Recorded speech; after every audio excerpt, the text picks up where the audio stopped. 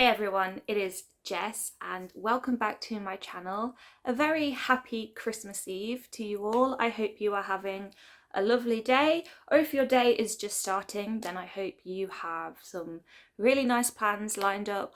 I will be working all day today, which is, sounds fun. I don't even want to think about it. It's going to be very busy, but yeah. I am here today to talk about my Christmas bookish wish list. I didn't realise how much of a tongue twister that was to say with these aligners in. Christmas bookish wish list. Yeah. But I did this video last Christmas Eve where I just talk about some of the books that I would like to get for Christmas. I always have a big list of books that I would like. I never really expect anyone to buy them for me, but when people ask me what do you want for Christmas, then my answer is pretty much always going to be books. So I always have an Amazon wish list. I always show people my Goodreads list and things like that, so they have an idea of things that I want. And yeah, this year is no exception. I'm just going to talk about a few books that I would really, really like to receive. And again, I'm not expecting people to buy me these books. They can if they want to. I know my boyfriend has bought me some books for Christmas, but I don't know what books they are. But I'm hoping they might be from this list. So we're going to kick the list off with Our Violent Ends by Chloe Gongs. So this is the sequel to These Violent Delights. I really enjoyed These Violent Delights when I read it back in the early summer.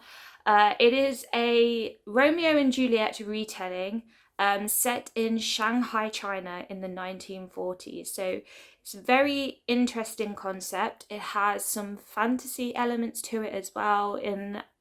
In These Violent Delights, there was this monster that was ravaging the streets of Shanghai, and Juliet and Roma, who are on opposing gangs in Shanghai, had to team up. They had to put their differences aside and team up to fight this monster. But it's also set in a very politically interesting period of Chinese history. There's a lot of political tensions, and I really liked the atmosphere and the story of the first book. The first book also ended on a massive cliffhanger, so I am dying to know what happens next. I just really, really liked everything about the first book, so I would really like to get my hands on the second book this year, so that I can find out what happens. Next is Falling by TJ Newman. So this is a book that I have actually seen in the shops quite a few times, and I've been umming and ahhing about whether I want to buy it or not. I was very close to buying it when it first came out. I think it came out like early summertime. I remember seeing the signed copies of it in Waterstones, and I was very, very tempted to buy it, but I haven't bought it yet. But this is a thriller, and it's set on a plane, and from what I understand, I think the pilot's family has been kidnapped, and in order for him to save his family, he has to crash the plane, which has like 300 or something passengers on board.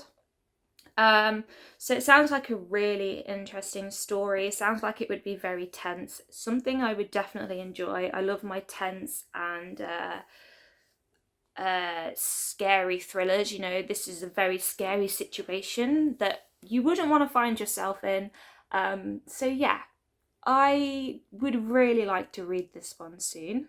So we have got Last Night at the Telegraph Club by Melinda Lowe. So this one I've seen around on BookTube a few times, and I've seen it on Bookstagram quite a lot.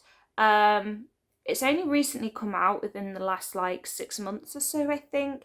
And this is a book that is about these two girls who meet at the Telegraph Club. So the Telegraph Club is this lesbian bar in Chinatown in America, somewhere in America. I can't remember which city.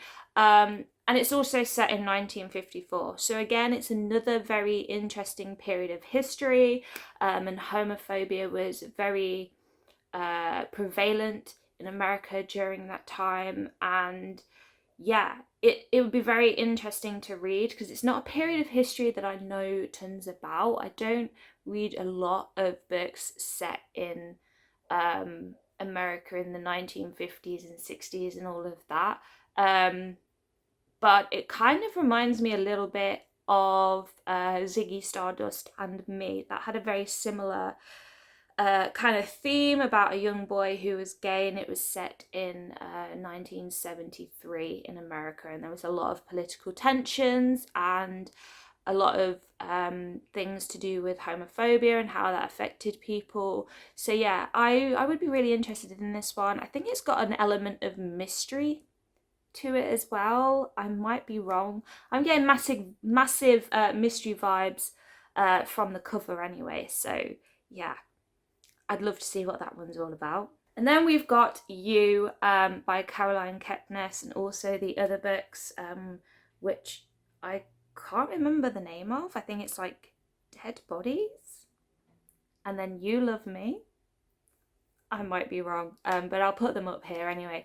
But I would love these books. I've been watching You on Netflix. I recently finished series 3 and I loved it. It's one of those shows that's just really kind of it just really sucks you in. It's not something that I would normally watch, but you know, I was just hooked from the first episode. Really enjoyed it. It's really f***ed up, but it's also very entertaining. So I'd love to read the books, just because, you know, I'd like to see how they differ from the show, and I'd just like to get inside Joe's head a little bit more and just see the kind of things that he thinks about. And I love reading books about f***ed up characters, so this one seems like the perfect thriller for me. And then sticking with thrillers / a little bit of horror, we've got Billy Summers by Stephen King. So this, I think, is his most recent release. I've seen it everywhere, and I haven't read a lot of Stephen King, but I'm starting to dabble with some of his work and try some of his stuff out. And the three Stephen King books that I've read now, I've really enjoyed. They've all been 4 stars. I've heard good things about Billy Summers. People seem to be really enjoying it. This is about a hired killer, and he wants to stop being a hired killer. But in order for him to do that, he's got one last kill, and it's a little bit, I don't really know. I think he's a little bit conflicted with it. But yeah, that's all I really know about it. But it sounds really good. As always, Stephen King has very interesting ideas. And yeah, I would love to read this one, just because I'm so intrigued by it. I would also like to get my hands on Salem's Lot this Christmas. Also 1922. I have a lot of Stephen King books on my list. Pretty much any of the new Hodder editions that have come out this year I would like to have, just because I love the look of those covers. I've got The Shining and Doctor Sleep in those covers, so I'd like to just carry on getting those. Yeah, so we'll see. Next on the list is Recursion by Blake Crouch. So I read Dark Matter back in the summer, and I really loved it, and it was just one of those books that I just couldn't put down. It was just so captivating, and there was just so much going on and so many twists and turns, and it was very unpredictable, and I loved it. I haven't really stopped thinking about it since I read it, and I've been recommending it to everyone. It was so good.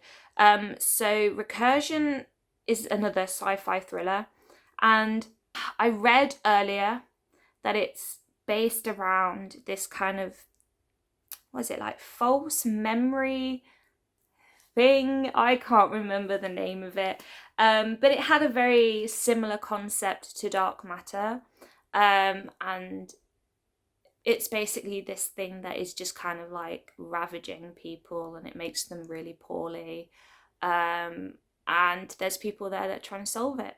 But you know, judging by how Dark Matter went, I feel like this one's going to be very unpredictable as well. So I'm very excited. So the last 4 books that I'm going to mention are parts of a series. So the first 2 here is The Dragon Republic and The Burning God, both by R.F. Kuang. So these are books 2 and 3 in the Poppy War series. Is it called the Poppy War series? The trilogy, the Poppy War trilogy, I'm not really sure, and the Poppy War is probably the best fantasy that I have read this year. It was so flipping good, and it really impacted me in a way that I wasn't expecting. It is a Chinese inspired fantasy, and it follows a girl called Rin who develops skills in shamanism, and yeah, there is this whole war that goes on as well. They're on the brink of the 3rd Poppy War, and just the amount of history and everything, the amount of detail and world building in that book was just incredible, and I really want to read it again. People have had nothing but amazing things to say about the series in general, and I know that the 2nd and 3rd books are just as good. So these have been on my list for a while, and I'm hoping they'll be under my Christmas tree on Christmas Day. But if not, I have 2 free credits at Waterstones, so I might have to use them for these. Then lastly, we have got Girls of Storm and Shadow and Girls of Fate and Fury, both by Natasha Nagans. These are also books 2 and 3 in the Girls of Paper and Fire series. Yeah, this is another fantasy that I really enjoyed, a young adult fantasy, Malaysian inspired. I know Natasha Nagan has Malaysian heritage, and she incorporated that into the story, which was really interesting. It made for another unique fantasy, and I really loved the magic system in this book. And again, I love the world building. I love the themes that Paper and Fire talked about, and how women are treated, especially young girls, how they're treated by men in society. It just had a lot of really important points to make, which, you know, you don't see that often in young adult fantasy. And yeah, I really enjoyed it, so I'd like to get my hands on these 2 as well so that I can complete the series. It's one of those that I was kind of like umming and ahhing about for a while. I wasn't really sure if I was gonna like the first book or not, but when I read it, I was so impressed. So yeah, I'd like to have these 2 as well. And I'm gonna wrap it up here. I do have a lot of books on my Christmas wish list.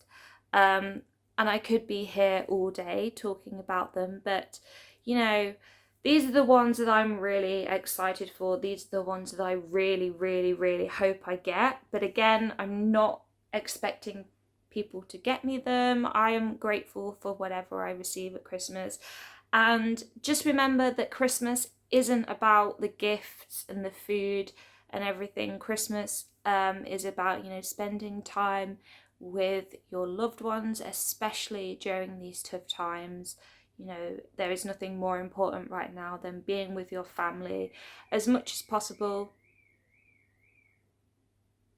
every time. Yeah, just being with your family as much as possible and letting them know that you love them and that you support them, and also just spreading the love and the kindness to everyone. And also, if you are religious, remember that Christmas is a very important time in celebrating the birth of Jesus. I am not religious myself, but you know, I understand that it is very important to people for that reason as well. So yeah, it's not all about the gifts and the food and everything. It is about just being kind and being happy. And yeah, I hope you all have a really good Christmas. Like I said, I'm working Christmas Eve today. I'm also working Christmas Day. Yay. So I won't be doing much celebrating, But yeah, I'm sorry. At least they decided to do this now before while it's the end of the video. So I am going to leave this here. Thank you guys so much for watching. I appreciate it as always. If you like this video, then please feel free to leave a cheeky thumbs up. Subscribe to my channel so you can see more videos from me in the future. Let me know in the comments down below if there are any books that you are hoping to get for Christmas, and also let me know what you think of any of the books that I've mentioned in today's video and whether you think they are worth my time or not. I always love to hear what you guys have to say. And having said all of that, have a very Merry Christmas, and I will see you all in the new year. Bye guys.